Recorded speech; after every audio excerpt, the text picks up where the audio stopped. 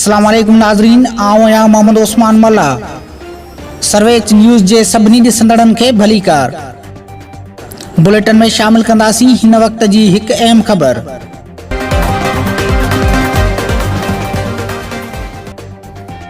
कंदकोट में सिंध हुकूमत पारां स्कूलनि खे बंद रखण वारे फ़ैसिले ख़िलाफ़ सवें शहरियुनि, स्कूली शागिर्दनि, PTLF जे उस्तादनि ऐं मुख़्तलिफ़ सियासी कारकुननि पारां हथनि में प्ले कार्ड खणी गुलाम मुस्तफ़ा मीराणी, हाफ़िज़ नसरुल्लाह चन्ना, शबीर अहमद मीराणी, अब्दुल हफीज़ बिजाराणी, ज़रियत बिजाराणी, सज्जाद बिरोही, अकरम बाजकाणी, इब्राहिम खाकी, सदरुद्दीन मराठो, मोहम्मद बच्चल बखराणी, उस्ताद खादिम हुसैन गोलो ऐं ॿियनि जे अॻवाणी में प्रेस क्लब आॾो एहतिजाजी मुज़ाहिरो कयो वियो, जिते अॻवाननि ऐं शहरियुनि स्कूली शागिर्दनि तइलीमी इदारा खोलण लाइ सिंध हुकूमत खां तइलीमी इदारा खोलण जो मुतालबो कयो।